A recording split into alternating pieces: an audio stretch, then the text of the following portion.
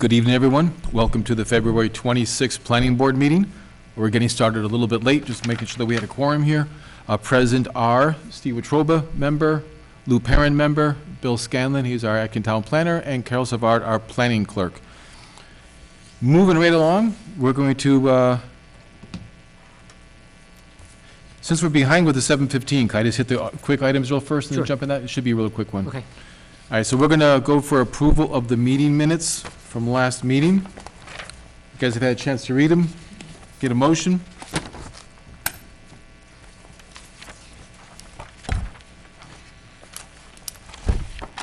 All right, we'll give ourselves a chance to read them. We'll pick this up at the end of the meeting. Item B, A&R plans, we don't have any? Correct. Correct. Item C, discussion status report, finishing construction and acceptance of incomplete, unaccepted subdivision streets. That might take a while. Maybe we should, Which one do we have there? there's some information on all of them, All right, so. we're skipping that. Yep. Then we'll get into our 7:15 informal discussion that was planned at 7:15. Here comes Bill. There you go. We are complete. Sorry. Yep. We knew Richard wasn't going to be here tonight. He's had a family emergency, so he let me know that he wasn't going to be here, so best wishes to him, of course, and his family. Getting into the 7:15 meeting for discussion. I'm not sure how you want me to formally introduce myself. Just jump right into this. Just jump right in, yep. Mr. Chairman, I want to thank you and the board for giving me the time tonight to meet with you. I've got a handout for what I'm going to talk about this evening, along with a Thank little information on myself and the church I represent. This one's not in color. Are you okay with that? That's fine. Okay. Dan, if I may, just sort of preface before the presentation begins. The building inspector and I had a conversation as to whether the proposed use of the old library would require site plan approval by the planning board, and the decision was it does not. This is a by right use, so the board does not have any formal jurisdiction over the application. He will require a building permit and have to comply with other building code regulations, etc.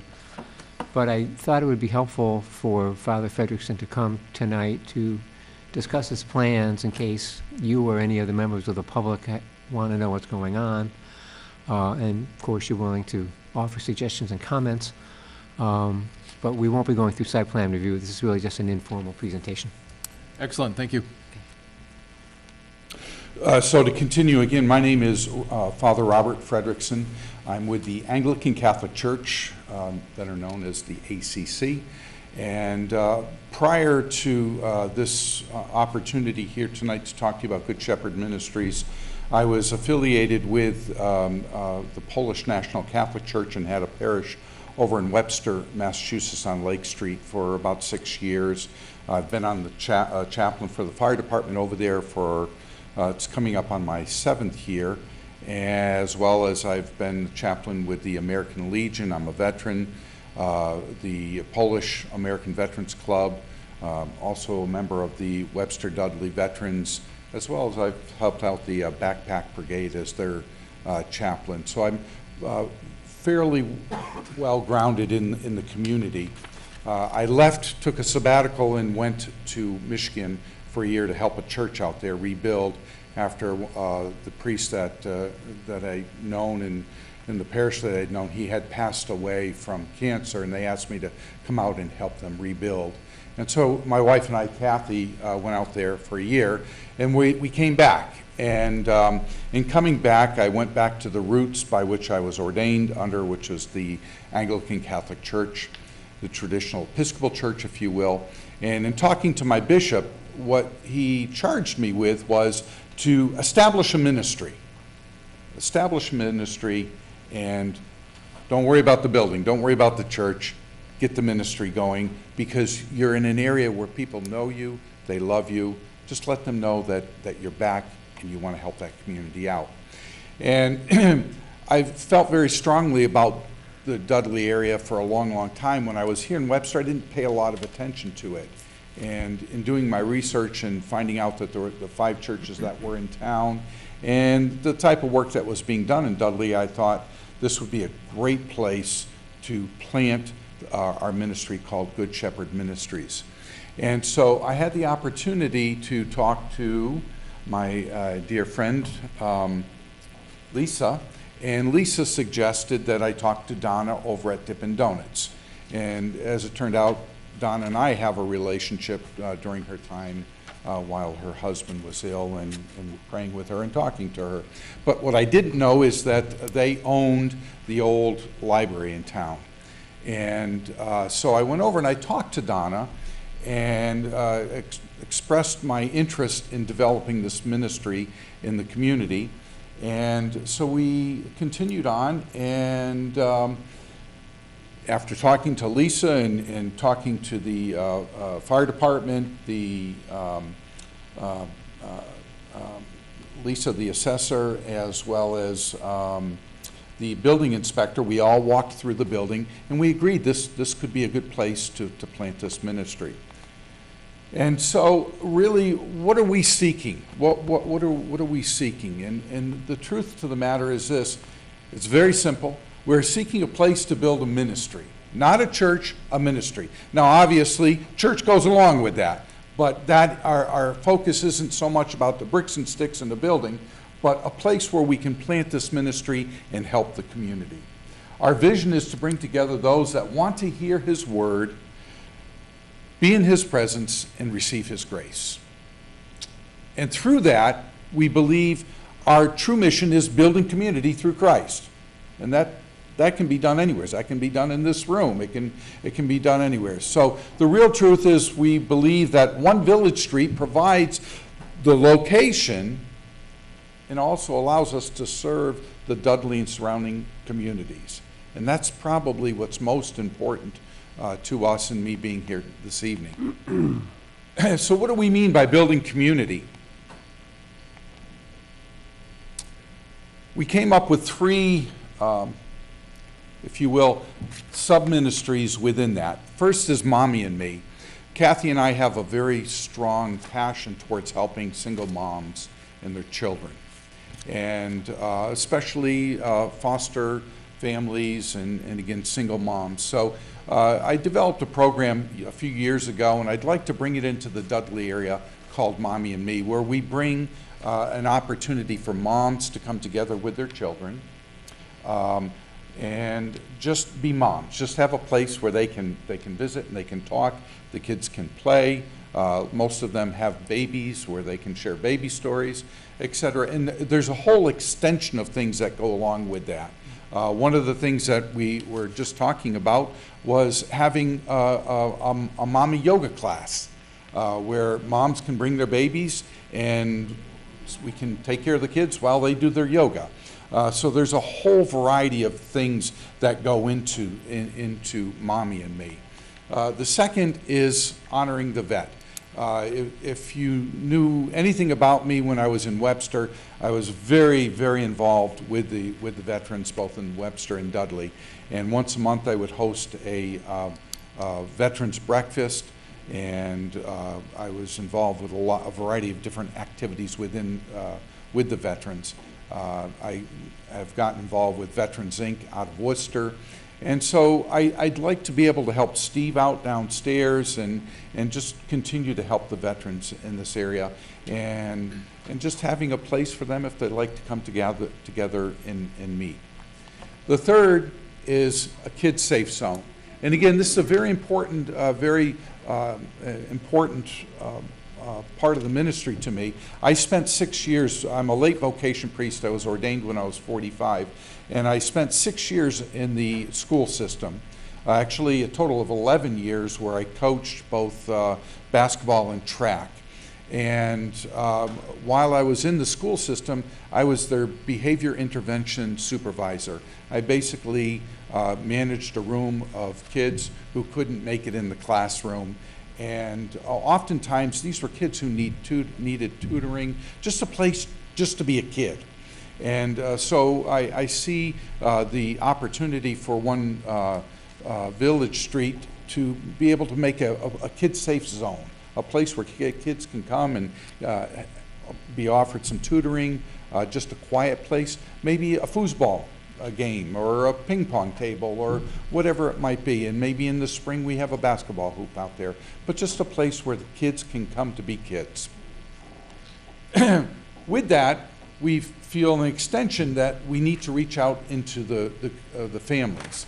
And one of the things that I did over in Webster, and I've done in most every part of my years in my ministry, is have a monthly movie night. And basically it's just an opportunity to bring families together where we can just have a little bit of fun, some popcorn, some drinks, and non-alcoholic drinks, and just watch a good family movie. And that's always been a very successful thing for us to do. Probably the bigger part to all of this is faith building. It's just, we want to be able to have a place where people can come, whether it's Bible studies, whatever it might be, a book study, just a place where people can come and build on their faith. And of course, most importantly is the worship side of it, a place where we can come together and worship. So, in talking to Donna, we looked at the space. I went over and I walked through it, and the moment I walked through it, I was totally excited. And there's two areas there. I don't know if I can get it. It doesn't show up on the screen. But there's this area back here, which we would call the sanctuary, and this area here, which we would call the parish hall. There is a basement that we will not be utilizing. We've offered to clean it up, paint it up, and so Donna can use it for storage for some of the things that she's running out of space with over at the Dippin' Donuts. So I told her I would help her with that. So this is just a map of that properties. And it's not a super big piece of property at all. The backyard, there is an area there where it needs to be cleaned up, raked up, and things of that nature there, but it'd be a nice area for the kids in the springtime to maybe have a parish picnic back there or whatever it might be. The front part is pretty much all parking lot, and from the inside, this is the downstairs, the part that I just showed you. This is where we would create what I would call a sanctuary, a place for us to worship. And in that area, there's 4 stairs that lead up into the parish hall. And the parish hall is the front entry to the building. There are stairs on that side. But as you'll see here in a moment, we won't need those stairs because there is a handicap access on the side of the building. That's looking from the back part from the sanctuary in, and this is looking from the front door to the back of going into the sanctuary. So you'll see here, there's a walkway straight from the parking lot area that goes right into the building, and there's a ramp that takes you up into the sacristy area, sanctuary area, where we will be worshiping. So the big question is, what about parking? And so what I did is I took an aerial of the properties, and again, what you can see here is we can probably fit 10 to 12 cars based on the size of the cars right in what is now seen as the parking lot area. In fact, I talked to Donna about that today, and we're going to look at it and see if we can even maybe extend out the parking someday where we can get a few more cars in there. In any event, I took the time and I went and talked to the chief of police in Dudley, and we talked about parking on the streets, and he wasn't real favorable on that, but he suggested a couple of things. So what I did is I went and talked to Walgreens. And Walgreens has offered this part of the parking lot, their parking lot, for us as what is it, Overflow? overflow, thank you, overflow for parking. And the good news is there's crosswalks all the way around here at the lights for people to go over to One Village Street. And the second thing that I did is I approached O'Connor and Company Insurance Agency, and I can't reach that high, but they're right at the top of the screen there. They have a parking lot that they have offered to us for overflow as well. So people who might not want to cross the 197 West Main Street intersection, they can utilize that parking lot up there. So we have plenty of parking available to us. It's just a matter of having to do a little bit of walking to get there. So why is this ministry so important? It really comes down to this. And I don't mean to bring scripture into a public meeting, but it really is the foundation by which we believe. And it's do nothing out of selfish ambition or vain conceit. Rather, in humility, value others above yourselves, not looking to your own interest, but each of you to the interest of others. And that's really what Good Shepherd Ministries represents. It's the principle of serving others rather than to be served. And I believe there's a strong, strong need in this community and the surrounding communities to help the single moms, to be with the veterans, help the veterans out, and to help our youth out, to make them feel comfortable again, to help them understand what it really means to be a part of a community. So our goal is, presuming everything goes well, that one day soon we'll be able to utilize this building and call it our future home of Good Shepherd Ministries. So I just want to thank you all for this opportunity, and I'd like to open the floor if you have any questions. Bill, if I understand you correctly, we really have no jurisdiction here anyways. Correct. I have nothing But- to say. Good luck. You could certainly offer comments or suggestions, and I'm sure. Well, I think he's well aware, he's probably well aware of the two main factors that he's going to be up against here, which is parking, which it seems like he's got a plan to address that. So I'm assuming you're talking about Sunday morning services? Well, yeah, it's as time goes on, sir, we hope to see is a daily activity there, with all the different ministries. Now, what I've shared with Donna is she wants to continue to utilize that parking too for some of her employees, so that she's not taking up parking over at Dippin' Donuts. So we've kind of come to an agreement during her busy hours. We won't be doing a lot of community activity in the building there. So most of the activity will be later afternoon or evening hours, where we'll be utilizing the building on a regular basis. And Saturdays, I'm not sure what we'll be doing there on Saturdays at this point in time. Don't do anything on a Saturday morning? Yeah, that's what it's pretty crazy over there on Saturday mornings. I have to, just a side note, when I went to Michigan, I didn't realize how much I was going to miss Donna's Donuts until I went out there. Really, truthfully, they don't make donuts out there like Donna makes here. So I get it, and I understand that. And the big thing is Sunday mornings right now for worship, where we're a small parish just starting out.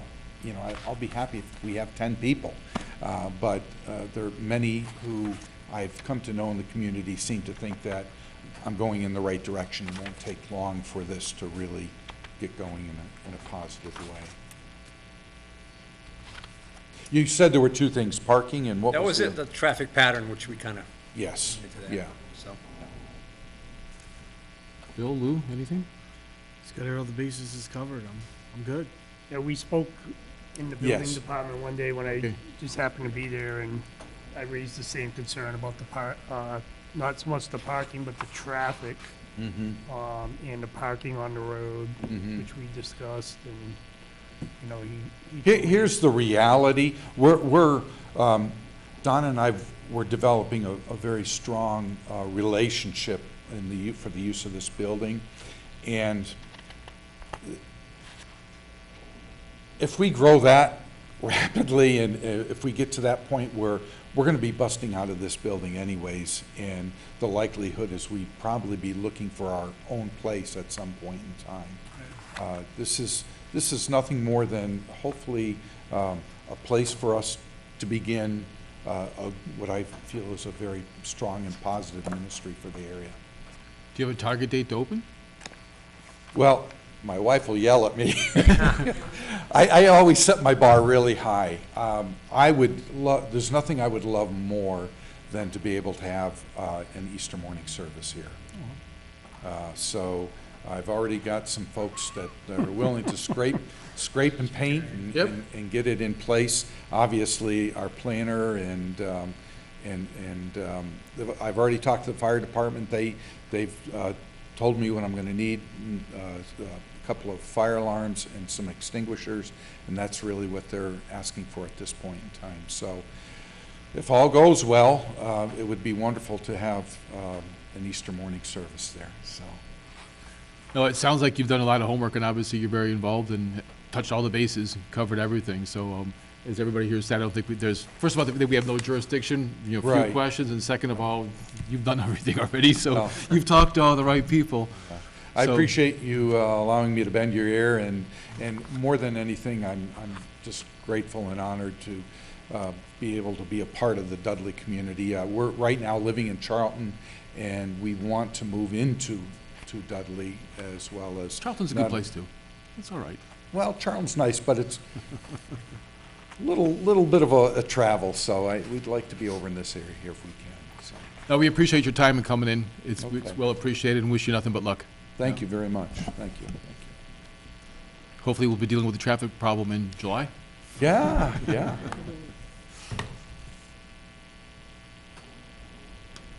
And this is a very cool system, by the way. Your computer Oh, hookup here, this is great.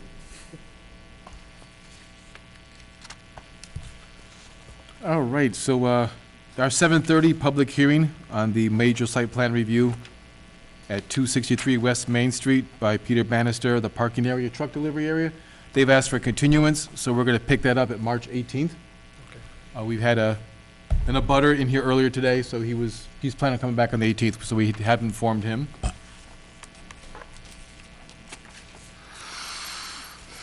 I think that lets us jump back up to item C, the different unaccepted subdivision streets. What updates do you have for us, Bill? Okay. Pierpont Estates, you may recall at the last meeting, we had talked about the fact that because the development is so old, the lots have lost the protection from the zoning change that took place. The plan shows acre lots, and the zoning is now 2 acres. So because they've lost their zoning protection, the lots now need to be 2 acres. So the developer then will lose a couple of lots unless he can do one of two things. He can get a variance from the Board of Appeals, or he can get town meeting to change the zoning back to what it was. And I spoke with the developer, Tony Sequeira. He said he's on the ZBA agenda in March, so I believe he's going for the variances for the lots. And we'll see what happens. If he gets them, then he'd be fine. If he doesn't, then he'd need to get a zoning change. If he doesn't get that, then he'll have to conform to zoning. So that's the latest on that one. And that only affects like, what was it, 6 or 8 lots along that one side of the street there? Or is there more? He'd probably lose a couple of lots, yeah. He might have to combine them. Right, for some reason, I just try to recall the plan. It seemed to me there were 8 lots in that one area, and then by having to expand on the lot sizes, he would lose a couple lots, but there's it's not like the whole division, I guess is what I'm trying to say, is affected by this. Well, it is significant. It is significant, there's no doubt about that, Well, but he- it's not he the whole can't- entire thing, right? Get income from selling lots that won't exist, so. I guess I'm trying to, in a roundabout way, say that maybe a variance would be easier if it's this instead of that. but Right. obviously it's not out of his jurisdiction, Right, so, that's correct. okay. Rocky Hill Estates, at the last meeting, you had asked me to contact Jeff Walsh to go out and do an inspection and prepare an estimate for the work to be completed. Unfortunately, we're not able to do that. I had a conversation with town council, who said that we don't have control over the escrow funds, so we can't hire the engineer to go ahead and do that. But the plan of attack is to go to town meeting with a zoning article, which in the subdivision control, excuse me, it's not a zoning article, it's just a town meeting vote. Under the subdivision control law, there's a provision in section 81U that says that the town can, if it accepts this provision of state law, that up to the town can spend up to $100,000 without having to go to town meeting for appropriation. So it's the intent to bring an article to town meeting to accept this provision of state law, which would be in May. And then at that point in time, we would be able to access the funds without having to go to town meeting.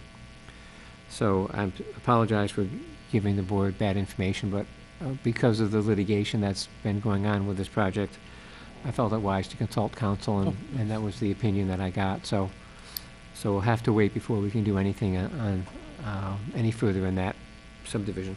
So assuming that in May, the town votes to accept this state law, then we could theoretically have the inspection done and potentially some of the work done. Yes. Yeah. Right. You can spend up to $100,000, and I think we have less than that in the escrow account, so Okay. it would give us access to the funds. So how does that get scheduled with the town meeting? How does that get brought up? So it's something that the selectmen can put on the warrant. It doesn't require, it's not a zoning bylaw amendment, so the planning board doesn't need to be involved, although you could sponsor the article. We haven't gotten to that point yet, or the selectmen could sponsor the article. It doesn't make that much difference, I don't think. But so it would get on the warrant. Town administrator's fully supportive of it. And so it would come to town meeting for a vote, and I think it's just a majority vote.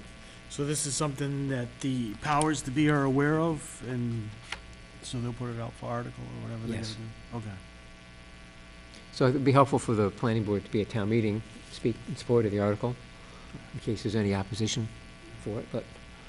Just for the board's general information, usually the town meeting is at 7, I think, and we try to meet at 6:30 beforehand, just to kind of we have a meeting there, go over any of the warrant items that we might have to speak about, and then we attend the meeting as well. Usually, especially if we're supporting or sponsoring any of the changes that are on the bill, or on the warrant, so. Bill, do you happen to know what the deadline is for getting an article on for the town meeting? No, I don't know when the warrant opens up, or when it will close. All right, thank you. Okay. Piasta? We got inspection reports in from Graves Engineering for work that was done in the fall, and so I passed those on to you via email. There are copies in your binder. I think it's tab C. So there were 3 inspection reports where Graves went out and looked at the binder paving and then the final paving. We did not include all the way slips, but the written narrative is here of Graves' inspections, and they're satisfied that the work was done properly. So no action that we have to need to take, it's just general No, information just- purposes. right. Yeah. And they have not come forward yet with any requests for a release of money or acceptance of the road to town meeting, so we'll have to wait for them to come back and see what they want to do. I think they had planned to, or hoped to do that in October of last year, I want to say. So it would be, I believe, according to the town bylaw, it's only an annual town meeting, that's right. and they need to come in January in order to request that, and they haven't come in, so Okay, so it's too late for this year. All right.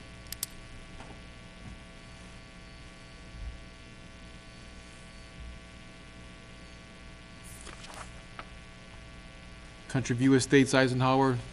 The only, at the last meeting, we spoke about sort of the Phase 1 work that's, we want to implement. Phase 1 entails installing a riser to raise up the pump station in order to prevent infiltration and stormwater from running into the chamber. The costs are $2,250 for the riser and $800 for the installation, with the local highway department and sewer department doing the regrading around the facility. So I spoke with Mr. Haney, the developer, and he's okayed use of the money in escrow for that work, so that should begin any day now. We have all the bidding, it's just a matter of scheduling to get the work done, and the weather's been very favorable this spring, so I don't anticipate there being a long delay. Excellent. Once that is done, then we'd go to the next phase, which is having someone come in and do an inspection of the pumps. There are 2 pumps that sort of alternate. One was replaced about 4 years ago, and the other is original, so we want to have the pump inspected, the older pump inspected, to see what kind of condition that's in. And then as part of that, finish the interior work, which involves putting in a rail and some stairs. So that will happen, probably late spring, I would guess. I don't have any firm timetable on that, but we want to make sure that that happens before the pumps fail, so that it could be taken care of rather than in an emergency situation. And Tobin Farms, anything? Nothing new there. The developer, George Slingo, has submitted his as-built plans to have it accepted at town meeting. I met with him and gave him all the information regarding getting the street accepted. He said he's going to work on it and get it to me. I haven't seen it yet. So I'm assuming it will all come in time to get on the warrant for town meeting acceptance of Tobin Farms Estates. That's also good news. Yep. Any questions? Does the board have any questions about any of these items? Sir. All right. Moving on to unfinished and old business. Planner's plate. A couple of things. Lions Estates, we have the public hearing continuation for March 11th. We have received revised plans. They've been submitted to Jeff Walsh at Graves Engineering.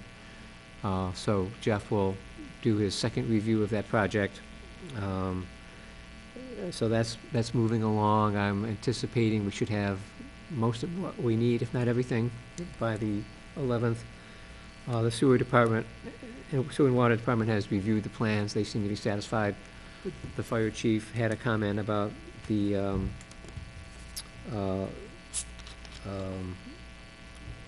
fire hydrant, and that's been moved on the plan, so I think he'll be happy with that.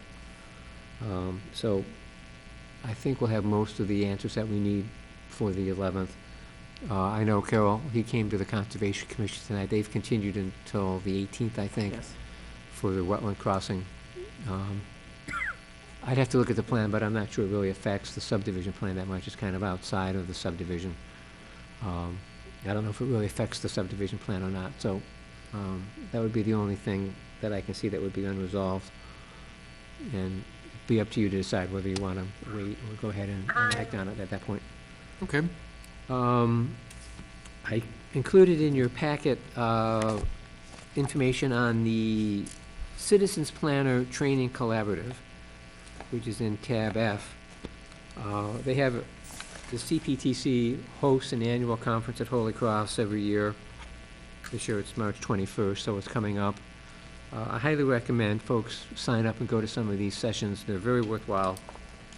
They have practicing planners and very knowledgeable experts present, topics, and the list is here. It's good for newer members who maybe want to get some more background on some of the basic things that planning boards do, as well as for some of the more experienced members, more advanced topics are available. So there's something for everyone here. The town, of course, will pay the cost of the registration. I urge you to take a look at this, and if you're available that day, to sign up and go to a couple of them, I think it'd be worthwhile for you.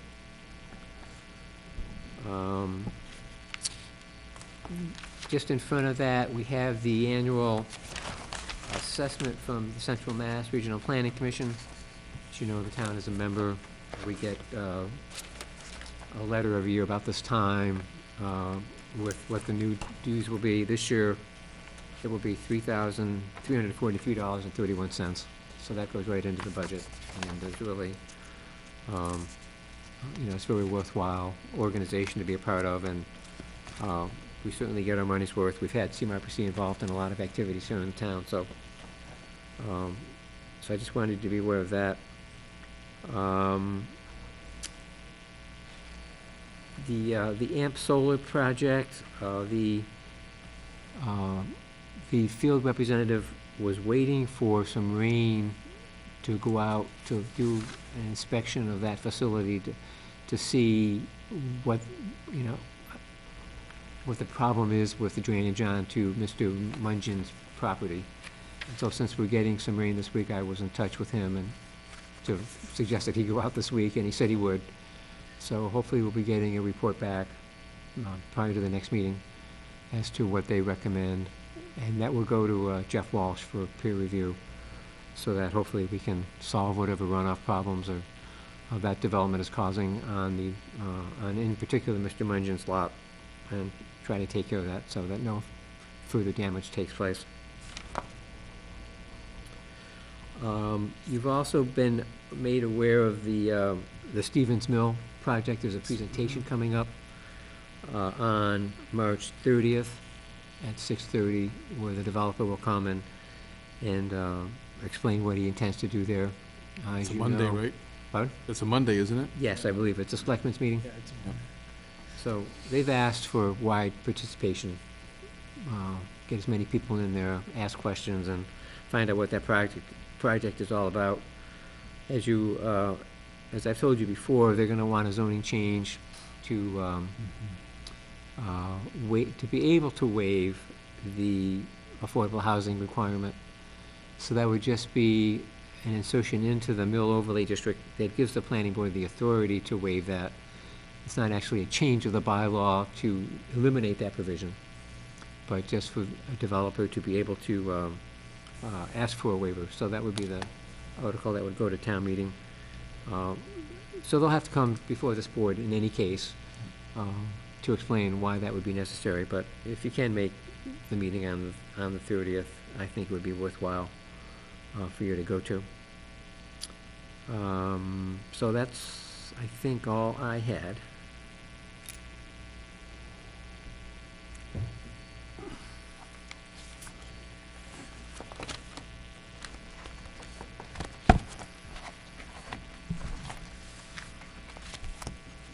I have a feeling that I'm going to have a couple questions about the Stevens Mill, just about process, et cetera. I'm going to try to do a little homework on that, but probably at next meeting, I might need to pepper you with a couple questions, just to kind of see what our role is going to be for the 30th and what's going to come on our plate after that. So as far as the zoning change goes, there's two ways that could happen. The selectmen could sponsor the article if they think it's worthwhile, or it could be done as a citizen's petition, which requires 10 citizens to petition the town to make that zoning bylaw amendment. Once the article is deemed submitted, then it goes to the planning board to hold a public hearing. And then the planning board analyzes the proposal and then makes a non-binding recommendation to town meeting. And then it's a 2/3 vote at town meeting to make the change. Yeah, my initial thought was simply, not simply, but is there precedent for doing something to waive this affordable housing bylaw across the state? And then if we don't have any history of doing that in Dudley, would we be opening the door for every developer who comes here to request the same thing, but using the Stevens Mill as a precedent, pretty much? Those are So, valid concerns, for sure. So, all right. Any comments from the planning board? And anything New business, old business, anything else? Yeah, we're good, you guys.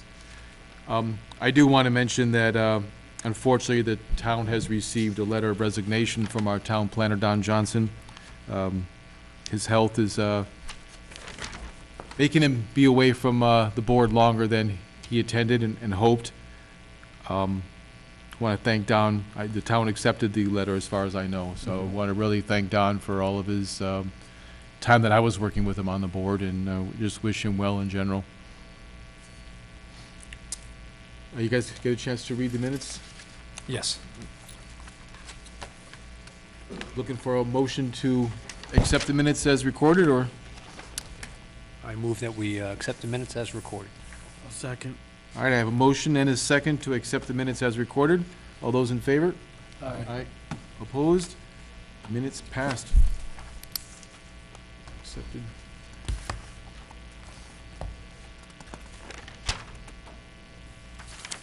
Try to get 2 copies circulated with signatures. There's one. So I think we got a late start, but I think we're pretty much wrapping up. Just one or two other things, if I may. The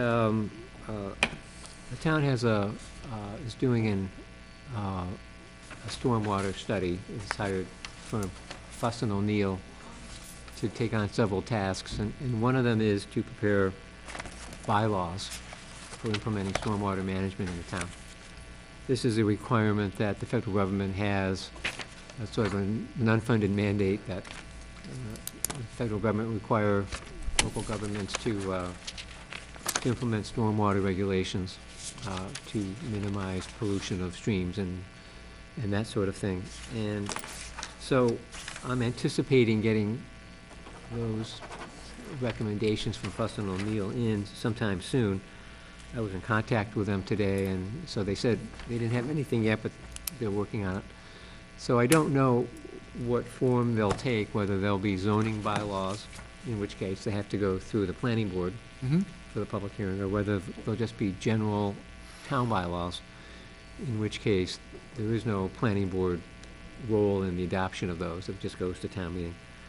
So I don't know yet how that's going to shake out, but stay tuned. We'll get some more information soon, because town meeting season is upon us. And so I don't know yet whether the planning board would have a role in reviewing stormwater plans, or whether that might go to the Conservation Commission or some other independent body. But Are we talking like street storm runoff? Are we talking from roofs of we are buildings? talking developments Okay. would have to prepare stormwater management plans. as So part roof of that. runoff as well as potentially parking lots, et cetera? Yes, yes, correct. Okay. And there's other parts of that in terms of infiltration and inflow and discharge into the stormwater system and things of that sort, so that it's important that the town really get on that topic and implement those regulations, because it's a real important environmental protection measure. Is this going to affect residences, or is this more for businesses? It's more when land is altered, Land is open. primarily. Some towns even require it. New construction projects, residential, you have to present a stormwater management plan. Generally, there's a minimum land alteration that's specified in the bylaw. Some towns might go to an acre, some might go to half an acre of alteration, so depends, but you're right, it could be a single-family home then would have to comply with that regulation if they're gonna alter more than an acre of land, for example. And then the only other thing I would mention is, we had talked about the modification to the Congregational Church in Antenna. center of town, by Nichols College on Center Street. They have submitted their application, so we'll be scheduling the hearing for that for March 18th. I'll be sending out to you the information that they've submitted once I get the PDF files, so that you can have a chance to look that over before the hearing. And I think as we mentioned before, they are going to maintain the same exterior kind of camouflage of the cell equipment. It's going up another 8 feet so that it can accommodate 3 additional panels inside the enclosure. So that's,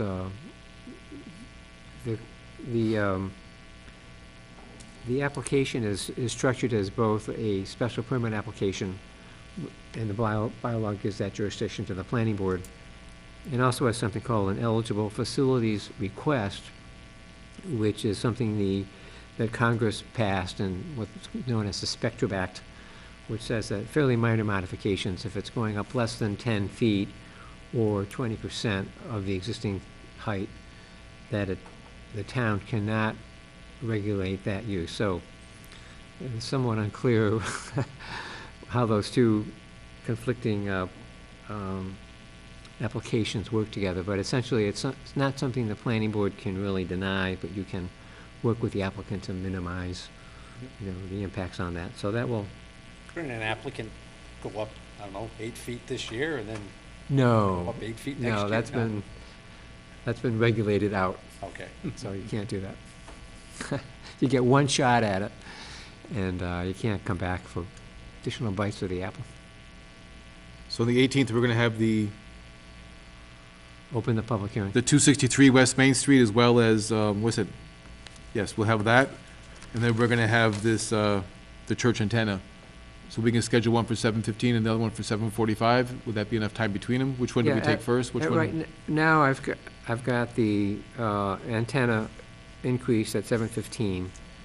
We have the road name change hearing at 7:30, and then I've scheduled the continuation of the traffic, of the parking lot site plan to 8 o'clock. So that's 3 hearings for that evening so far. I noticed in that letter where he was requesting the extension, that he mentioned that it was because we're waiting for the traffic study from the engineer, I believe, or getting the traffic study to our engineer. Mhm. Did he mention anything about what Dan had brought up? I'm sorry, Dan, I don't remember what you called it. What do you call that study about the lights? Oh, photometrics. Photometric? Did he mention anything I about have that? not, no, he hasn't brought that up to me, Okay. but he was made aware of it at the hearing, so I assume he's, I know, I'm just, I know the engineer had just taken some shop drawings of light spillage and put those on the plan, but Dan asked for an actual analysis of the lighting impact, so. because that It was was- one of the hot button topics with those abutters that were here. Right. It was, really, it was a lot about the lights. Yeah, so we've asked him to do that, and we'll wait for him to come in with it. And then, when the traffic study comes in, we'll have to look at it, and you can decide whether you want to have that peer-reviewed by your own traffic expert, so that you could hire somebody to review that study, just to make sure that it takes care of all of the issues with traffic generation from that site. Or if you're satisfied with it, you wouldn't have to hire somebody, but you can keep that option open once you get the report. Does anybody happen to know those blue Amazon vans? When those drivers go home at night, do they take those vans home? My understanding is no. They're there. That they drive there to the lot, wherever the vans happen to be parked. They Right, pick up the vans, drive around all day, come back with the vans and take their cars home. okay. All right. The reason why I mention that is because I was under the impression from what the applicant had said at the last time he was here, that this was just like a temporary staging area where they were bringing the vans in Yeah, on trailers. I did drive through there, and all the vehicles appear to be unregistered. You know, they don't have license plates on them, they're just sitting there as like a storage yard of some sort. But that's now. My concern is, what if this becomes something different? What if this Well- becomes where the drivers drop their vans off every night, where the drivers pick up their vans every morning type of situation? Now you've got Right. all of those vans coming in and out daily, Hundreds. and all of those cars that the drivers drive to go to get, in other words, how are they getting there to pick up the vans? They've got to be driving their personal vehicles. It would be nice to get additional information as far as use is concerned. I mean, if he has a bunch of vans out there that are unregistered right now, those could be spares. If they have 3 go down in different areas, they could get them on a truck, take those vans out there, bring the other to a repair station. It could be something that literally only generates a couple trips per day, if that, or it could turn into something a lot worse. We just, to me, I haven't heard satisfactorily, to my knowledge anyway, what the use actually is gonna be. So I'm hoping that, the 18th we'll get that cleared up a little bit. Has he presented that to Nelson, do you know? No, he has not, no. And Nelson, at the hearing we had, was sort of pushing him, To get rid to of the get more vans. information and, to get those out. Well, the ones right now are in conflict or they're against the zoning, right? I mean, they're Correct, quote-unquote illegal right now, right. so. Nelson only allowed him to leave them there if he was gonna go through the site plan process, but it's taken a lot longer than we had anticipated, so. They should Wasn't there really- also a change of, I remember that he wanted to put some self-storage units over there. And initially, I believe that was said that it wouldn't fly, but then did Nelson say something at the last meeting about that actually he could put some there? No, he said that they're not permitted in the town at all, Oh, so they have to be taken off the site plan. And the plan, and the thought would be to just put parking spaces where those storage units would have been. So it's now only. I remember because we talked about, what about the ones that exist in town now? How are those allowed if they're not permitted anywhere? Yeah, I don't know. Yeah, and there was just additional ones added on Carpenter Road. For Schofield and Carpenter. Yeah, They just put additional storage there. okay. Yeah, that was news to me. I don't know about that. But there's nothing in the bylaw that says self-storage units and what districts they'd be allowed in. So that's why Nelson asked him to take them off the plan. The irony being, of course, that if we allowed the self-storage units there and he built the self-storage units at the rear of that property, there would be a buffer between the residents on the other side of that. The residents in that development back there and whatever he does up in the Mhm. front.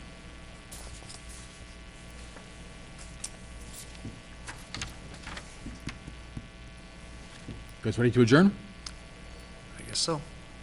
All right, looking for a motion? Motion to adjourn. Second. I have a motion and a second to adjourn. All those in favor? Aye. All right, thank you and good night. Okay.